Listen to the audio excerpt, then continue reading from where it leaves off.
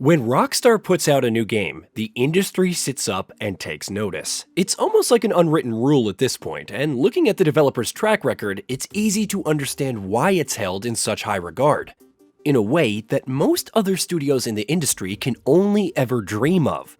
Over the years, Rockstar has put out multiple games that each have a legitimate claim to being the greatest that we've ever seen, and there are very few developers out there that have uplifted the entire medium as a whole and set new standards for it as frequently and as consistently as Rockstar has.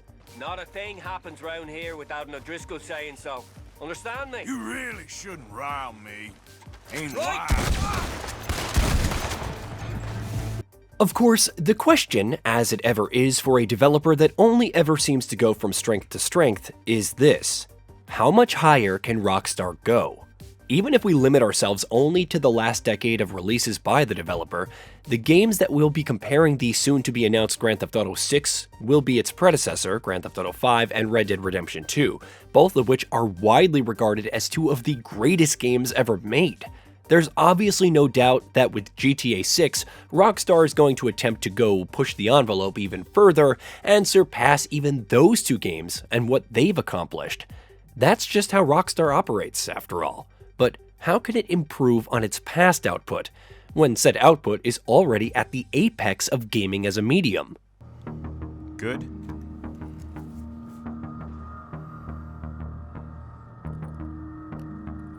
Good. Access is good. Courtesy escort is go. Take us to it. Follow me.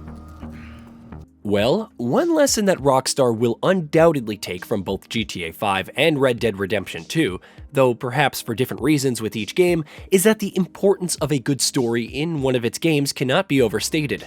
Red Dead Redemption 2 proved that by just being an absolute unabashed masterclass in storytelling. With pitch-perfect writing, stellar acting performances, and an incredible cast of characters, which includes probably the best video game protagonist of all time in Arthur Morgan, Red Dead Redemption 2 weaves an unforgettable tale, and right from its first second down to its last, it captivates players with its narratives in a way that's rare to see in games. He may be as dumb as rocks and as dull as rusted iron, but that ain't changing because he got caught in some snowstorm. Please go take a look.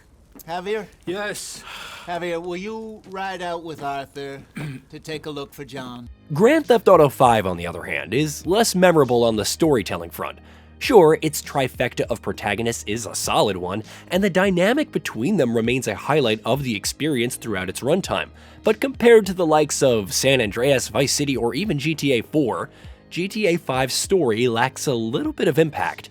The game impresses in many other ways, of course, from its massive, obsessively detailed sandbox to its incredible heist missions, among a multitude of other things. But when it comes to the storytelling and writing departments, the gap between GTA 5 and Rockstar's other output is a considerable one. There's a gap that the company will no doubt be looking to bridge drastically with the upcoming Grand Theft Auto 6. Maybe we won't get a story or cast of characters that will have the kind of massive impact that Red Dead Redemption 2 did 5 years ago. Both franchises have very different tones after all, and Red Dead is always much better suited to a weightier and more dramatic style of storytelling. But fans of the series will no doubt be hoping that GTA 6 represents a marked step up over its predecessor in this area. But obviously, as important as storytelling in a Rockstar game is, the actual gameplay experience is just as important, if not more. This, of course, is an area where the Rockstar formula has never failed to impress over the years. But for all of its strengths, it does nonetheless have room for improvement. We're not talking about the open world sandbox here. No one can do open world gameplay quite as well as Rockstar can, and we have no doubt that GTA 6 will once again set new standards on that front. Unless things go horribly wrong, that is. No, we're talking specifically about the missions and how they're designed. Both GTA 5 and Red Dead Redemption 2 obviously feature some incredible missions, delivering unforgettable action set-piece sequences, story moments, cinematography, and more. But the notion that Rockstar's mission design philosophies are perhaps becoming a little dated at this point is becoming increasingly difficult to argue with. As scripted sequences, the missions obviously deserve a ton of praise, but it's undeniable that they do force you to engage with the game in very specific and highly prescribed ways. which seems more than a little incongruous in games that are otherwise known for their expansive sense of freedom and player agency. Both GTA 5 and Red Dead Redemption 2 boast nuanced webs of sandbox mechanics, so seeing Rockstar continuing to design missions that don't let you deviate from the scripted path even slightly can be a bit frustrating, something that we're hoping GTA 6 will address.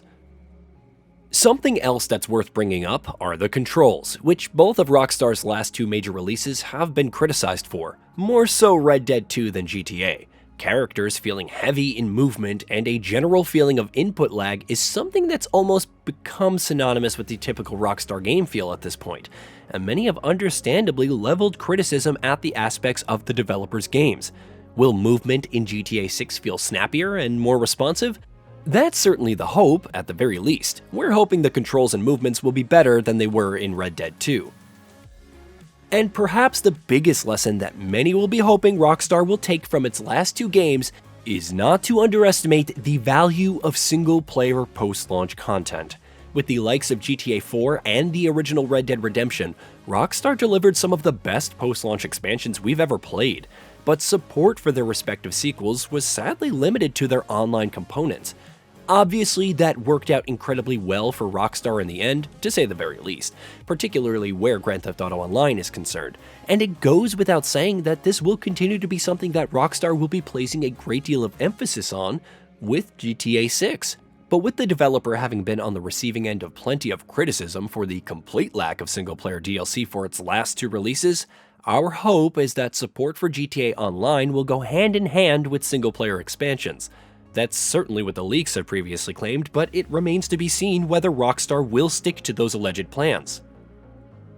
Ultimately, there's every reason to be incredibly excited about what Rockstar's been cooking up for Grand Theft Auto 6 all these years. This is a developer that has built its reputation on raising the bar with each new game it puts out, to the extent that even the most unreasonably high expectations never seem high enough for a Rockstar game. Whether or not GTA 6 will be able to live up to the insane storm of hype and anticipation around it is something that we'll obviously only find out when the game is in our hands.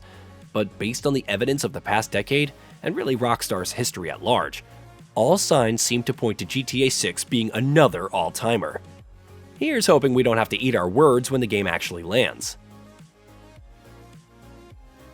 Hey, did you know that we at GamingBolt upload new videos every day? Stick around, drop a like, subscribe, and hit that bell, and let us know what kind of content you'd like to see in the future with a comment below.